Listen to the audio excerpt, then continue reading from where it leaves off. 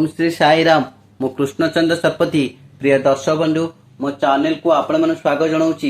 प्रिय दर्शक बंधु आज जानिया भाग 41 सिंह राशि पुओ झील केउ राशि व्यक्ति को विवाह कले दाम्पत्य जीवन सुखमय हुए।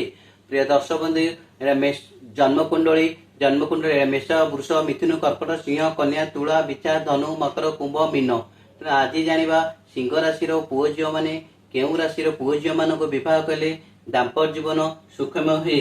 प्रिय दर्शक बंधु आमे जानते मेड़क दुई प्रकार होता है जता राशि मेड़क और कुंडल मेड़क।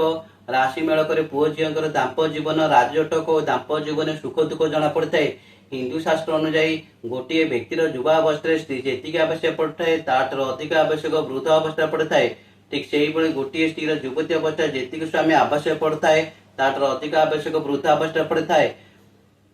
प्रिय दर्शक बंधु आमे आज जानिबा सिंह राशि पुओ होइथिबे और सिंह राशि झील होइथिबे दुई जनकर भिन्न नक्षत्र होइथिबो ताकू राजजोटक कहंती और सिंह राशि पुओ झील होइथिबे दुई जनक समान नक्षत्र होइथिबो ताकू समराजजोटक कहंती। एमानक दाम्पत्य जीवन बहुत सुंदर कटिथाए। द्वितीय रे सिंह राशि पुओ होइथिले और कन्या राशि झील होइथिले ता अशुभ होइथाए किंतु सिंह राशि झील होइथिले कन्या राशि पुओ होइथिले ता द्विद्वादश शुभ होता है। दाम्पत्य जीवन सुखमय हुए। तृतीय रे सिंह राशि पुओ झील तुला राशि पुओ झील को विवाह करें। यह तृतीय एकादश राजट कहती। एमानक दाम्पत्य जीवन बहुत सुखरे कटिथाए और सिंह राशि पुओ और विछा राशि झील विवाह हो पारे। यह विवाह हेले चतुर्दशम राजटक एमानक दाम्पत्य जीवन बहुत सुखमय हुए।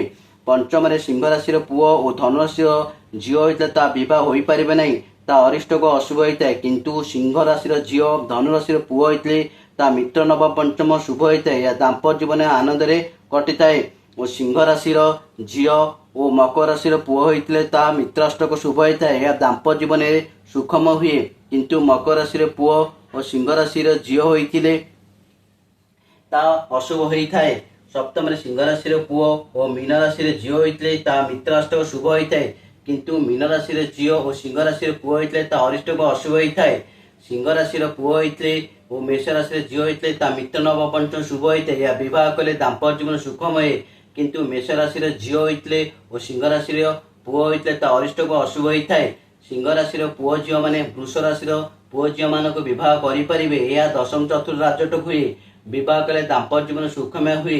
सिंह राशि पुओ झील माने मिथुन राशि पुओ झील मान विवाह करें। यह एकादश तृतीय राजटक होते यह दाम्पत्य जीवन सुखमय हुए। सिंह राशि पुओ माने कर्कट राशि झील मान विवाह करें।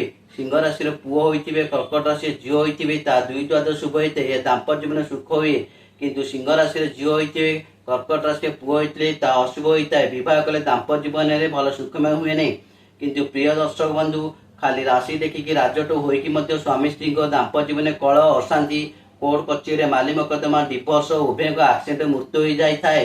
तेणु पुओ झील राशि मेड़क सहित कुंडली मेड़क करी से 10 मेड़क देखा नितांत आवश्यक। जय जगन्नाथ। प्रिय दर्शक बंधु जदि मो भिडियोटी आपण मानक भल लगुए तेबे भिडियो रे लाइक देबे कमेंट करेंगे और भिडियो को शेयर करदे आउ चैनल को सब्सक्राइब करने को भूलिए नहीं। जय जगन्नाथ।